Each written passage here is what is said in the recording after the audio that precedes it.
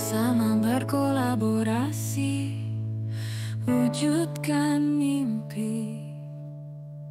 Kurikulum merdeka, kita ujung tombaknya. Assalamualaikum warahmatullahi wabarakatuh, Bu Mega. Waalaikumsalam warahmatullahi wabarakatuh, Pak Momo. Bagaimana kabarnya Bu Mega? Alhamdulillah baik, Pak. Bapak bagaimana kabarnya? Alhamdulillah baik juga Bu Mega. Sebelum kita melakukan coaching, sebagai awal saya akan melakukan beberapa pertanyaan nih kepada Bu Mega ya. Pertama, saya akan mendiskusikan tentang rubrik penilaian kita hari ini ya Bu Mega. Ya, Pak. Pada coaching kita hari ini, coach dan coachee akan saya amati dan nilai sesuai dengan rubrik penilaian. Apakah sudah sesuai dengan alur tirta atau belum? Kemudian bagaimana Ibu Mega memberikan pertanyaan yang berbobot kepada coachee dan juga bagaimana coachee tersebut merespon atau menanggapi pertanyaan dari coachnya. Nah, jangan lupa ya Bu, disesuaikan dengan prinsip coaching diantaranya yaitu kemitraan, proses kreatif, dan memaksimalkan potensi. Nah, pertanyaan pertama yang akan saya tanyakan kepada Ibu Mega adalah kompetensi apa yang akan Ibu kembangkan pada coaching kali ini? Ya, baik Bapak. Yang pertama, kompetensi yang ingin saya kembangkan adalah kehadiran penuh, Pak. Kemudian yang kedua adalah mendengarkan dengan aktif. Ya. Kemudian yang ketiga adalah dapat memberikan pertanyaan-pertanyaan yang berbobot, Pak. Baik.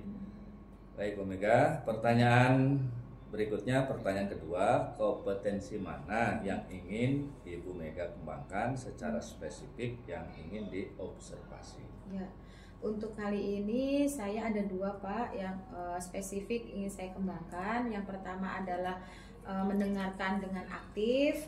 Kemudian yang kedua adalah dapat memberikan pertanyaan-pertanyaan yang berbobot. Baik, kemudian terakhir ya Bu Mega ya, Pak. indikator yang bagaimana yang diinginkan oleh Ibu Mega dalam proses coaching pada kesempatan ini? Ya.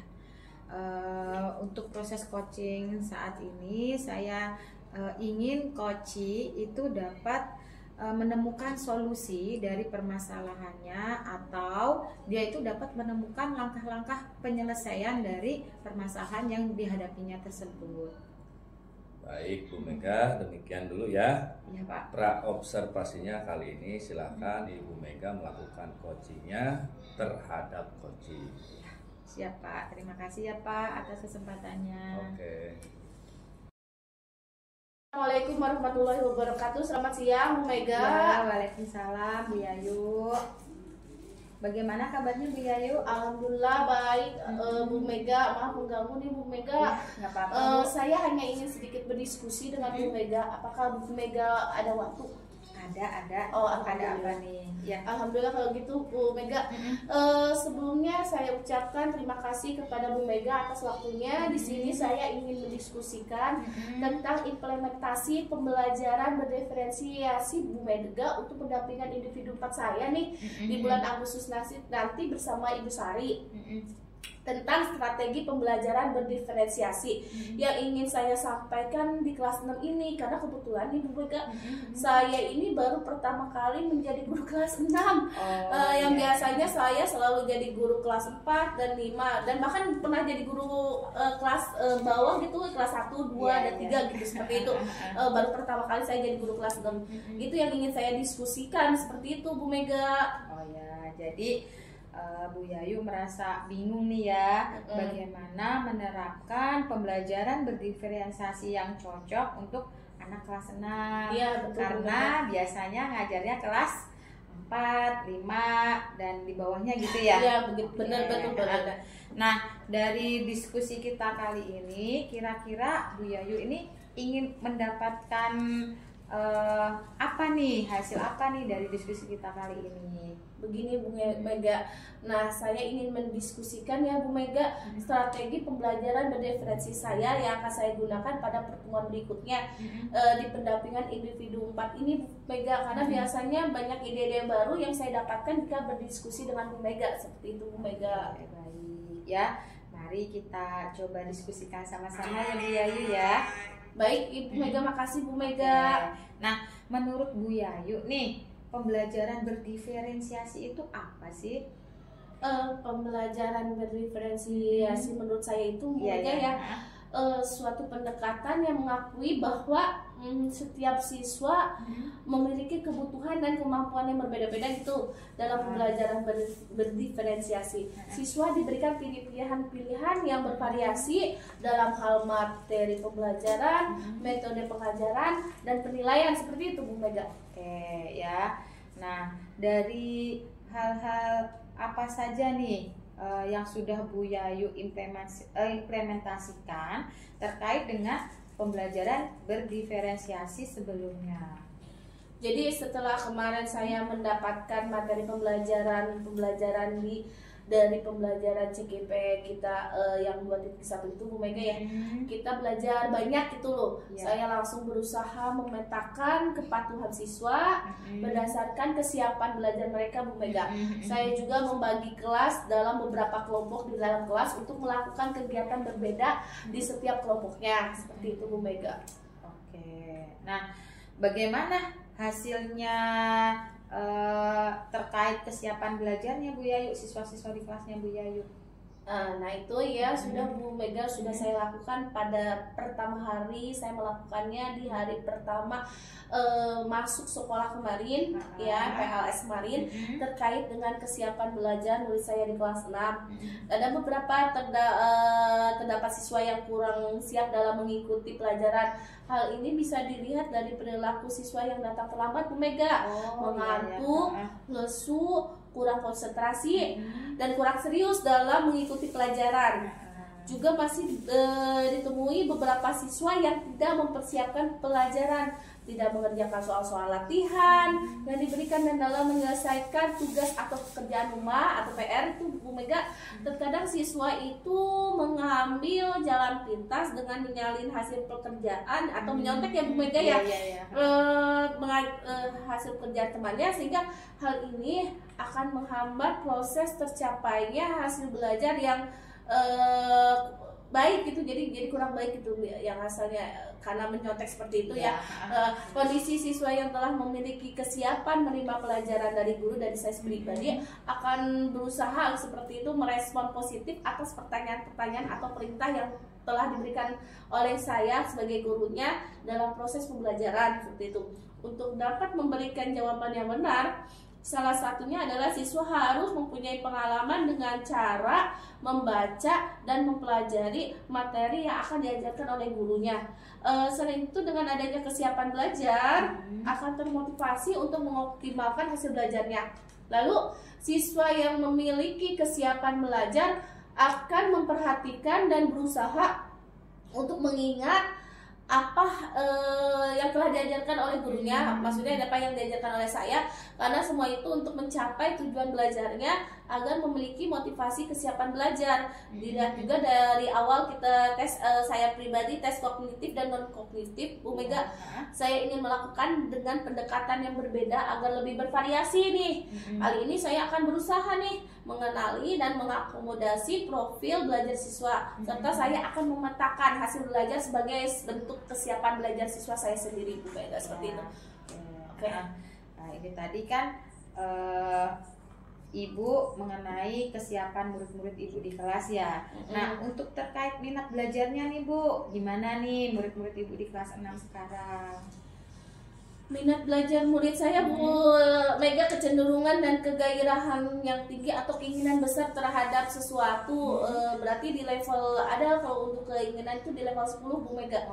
Karena hal rasa ingin tahu yang besar dikarenakan saya menggunakan beberapa metode yang menyenangkan, seperti metode demonstrasi, lalu metode diskusi, metode debat. Apalagi pembelajaran matematika dengan aplikasi yang saya dapatkan dan menyenangkan dari Pak Ferry. Pak Ferry, Bu Mega, saya udah dapatkan dari Pak Ferry itu aplikasinya. Saya juga banyak belajar dari YouTube dan dari Google agar pembelajaran saya itu lebih menyenangkan. Seperti untuk pembelajaran itu, strategi pembelajaran berdiferensiasi berdasarkan profil dan minat siswa itu saya membuat diferensiasi konten berupa permainan video, lagu yang kemudian akan berujung pada diferensiasi produk dari masing-masing kelompok. Seperti itu, Bu Mega. Oke, ya. Nah, benar sekali Bu Yayu. Jadi sekarang Bu Yayu sudah memahami nih ya dua kondisi dan dua kebutuhan murid-murid dari Bu Yayu ya, melalui kesiapan belajar dan melalui minat belajar. Nah, lalu bagaimana nih dengan gaya belajar murid-murid di kelas Bu Yayu? Mana yang paling mendominasi profil belajarnya di kelas? Untuk gaya belajar dari murid saya kelas 6 yang baru ini yang saya pegang ini ya Bu Mega ya. Sebenarnya ada macam-macam gaya belajar sih, seperti adanya gaya belajar kinestetik, saya gunakan perkalian menggunakan jari. Seperti misalnya kan kalau sekarang zamannya jari matika ya. Misalnya 6 dikalikan 7, di bawahnya itu kan 4 kali 3 12, di atasnya 30. 30 tambah 12 kan 42. Jadi 6 kali 7 sama dengan 42, seperti itu. Misalnya seperti itu. Jadi kinestetik jarinya digunakan. Lalu seperti itu.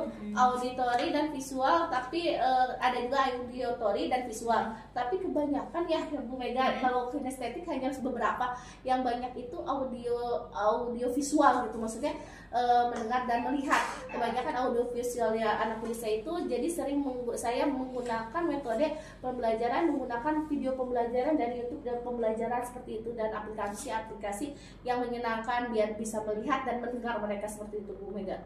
Oke. Nah, kira-kira nih ya, dengan kebanyakan kesiapan belajar, minat belajar, kemudian profil belajar gitu ya. Nah, bagaimana cara ibu memilih kegiatan-kegiatan yang cocok untuk memenuhi kebutuhan belajar murid-murid ibu di kelas nih, murid Bu Yayu? Jadi saya sering menggunakan pembelajaran menggunakan video pembelajaran dan YouTube pembelajaran Bu Mega, karena kebanyakan yang mendominasi gaya belajar di murid saya itu audio visual ya kan, yang saya ungkapkan tadi. Dan saya juga menggunakan metode yang kinestetik itu, yaitu perkalian jari ya kan, kata kita mah jari matika ya. Dari sekarang dalam penerapan pembelajaran berbasis profil belajar dan kesiapan belajar murid, seperti itu Bu Mega. Oke, kemudian kira-kira nih strategi Bu Yayu apa untuk mengimplementasikan pembelajaran berdiferensiasi ini agar berhasil sesuai dengan yang diinginkan Bu Yayu nih? Oke Bu Mega, tentunya saya akan pertama-tama membuat perencanaan dulu ya Bu Mega, berupa modul ajar seperti itu Bu Mega, modul ajar kurikulum Merdeka yang sekarang di kelas 6 ini. Lalu saya sudah katakan dari awal tadi, saya akan memberikan kebebasan kepada siswa berbasis minat dan profil belajarnya, maupun berbasis permainan melalui aplikasi link pembelajaran matematika yang sudah pernah saya dapatkan dari Pak Ferry, yang saya diberitahukan kepada saya, yaitu PET Interactive Simulation. Aplikasi itu tersebut banyak banget permainannya Bu Mega, permainan pembelajaran yang menyenangkan dan video YouTube pembelajaran bagi siswa yang mendominasi gaya belajar audio visual, seperti itu. Oke, nah kira-kira nih saya ingin tahu juga nih, menurut Bu Yayu indikator keberhasilan dari tindakan yang Bu Yayu rencanakan ini seperti apa? Jadi indikator keberhasilan pembelajaran berdiferensiasi ya saya kelas 6 ini, diantaranya itu murid merasa nyaman dalam belajar. Kita pendekatan secara hati gitu loh Bu Mega, ya kan, dengan bukan hanya pembelajaran secara menyenangkan, tetapi pendekatan secara hati, sesuai dengan anak bagaimana perilaku anak juga. Terus adanya peningkatan keterampilan baik segi hard skill ataupun soft skill. Dan adanya kesuksesan belajar dari seorang murid, yaitu murid mampu merefleksikan dirinya, kemampuannya dimulai dari titik awal pembelajaran sampai akhir pembelajaran, seperti itu. Oke, terus supaya apa yang sudah Bu Yayu rencanakan, terus ada indikatornya. Nah, itu supaya berhasil harus ada komitmen, ya kan? Nah, kira-kira komitmen apa ke depannya yang akan Bu Yayu lakukan terkait dengan pembelajaran berdiferensiasi ini? Saya merasa rencana saya semakin lebih jelas, Bu Mega, dan saya lebih bersemangat untuk menjalankan kegiatan ini. Oke, saya mau semakin memiliki gambaran untuk melakukan implementasi strategi dari pembelajaran berdiferensiasi ini, Bu Mega. Mulai dari merencanakan, membuat modulnya, hingga pelaksanaan nanti di dalam pendampingan individu saya, dan bahkan dalam pembelajaran berdiferensiasi murid-murid saya di kelas 6 berhasil, sehingga murid merasa nyaman dalam belajar, adanya peningkatan keterampilan baik segi hard skill atau soft skill, dan adanya kesuksesan belajar dari seorang murid, yaitu murid mampu merefleksikan dirinya, kemampuan dirinya, lebih mulai dari titik awal sampai titik akhir pembelajaran, seperti itu. Oke, wah keren sekali ya Bu Yayu ya.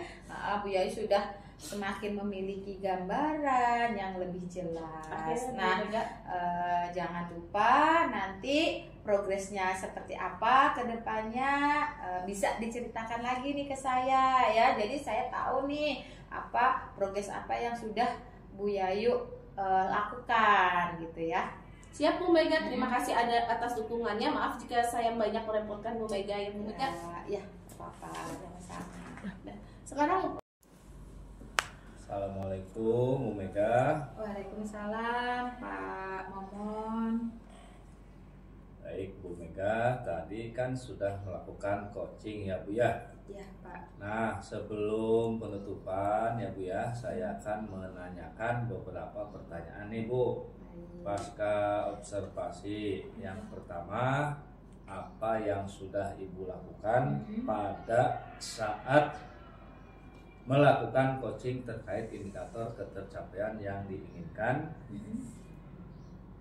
Ya, di coaching ini saya sudah melakukan coachingnya dengan alur tirta Pak ya, dimana saya menanyakan tujuan, kemudian identifikasi, rencana aksi, dan tanggung jawab. Jadi sehingga alur tersebut bisa menggali coaching untuk menceritakan permasalahannya dan menemukan solusi yang tepat. Oke, baik Bu Mega. Menurut saya sebagai observer ya Bu ya, berlebih tadi proses coaching tadi ya Bu Mega ya, sudah berjalan dengan baik, dan juga proses alurnya juga sudah sesuai dengan alur kita ya Bu ya. Juga sudah berusaha, Ibu sudah berusaha menggali dengan memberi pertanyaan-pertanyaan kepada Ibu siapa tadi? Kepada Bu Bu Yayu, sehingga Ibu Yayu bisa menemukan solusi dari permasalahannya, dan juga coaching juga tadi sudah dilakukan sesuai dengan prinsip coaching. Nah, pertanyaan terakhir ya Bu Mega ya, sebelum kita tutup, yaitu kompetensi apa lagi nih Bu nih yang ingin dikembangkan berdasarkan hasil daripada melakukan coaching yang barusan Ibu lakukan? Baik Pak, jadi kompetensi yang ingin saya lakukan yaitu dengan cara lebih memahami lagi Pak proses, sehingga saya dapat melakukan coaching itu dengan lebih baik lagi Pak. Oke, baik ya Bu ya. Ya. Nah, itu tadi yang Ibu lakukan. Semoga kedepannya kita bisa melakukan coaching dengan lebih baik lagi ya Bu Mega ya. Ya, benar, Pak. Demikian Bu, observasi kita hari ini semoga bermanfaat bagi kita. Maka dari itu saya tutup sampai di sini pertemuan kita kali ini. Assalamualaikum warahmatullahi wabarakatuh. Waalaikumsalam warahmatullahi wabarakatuh.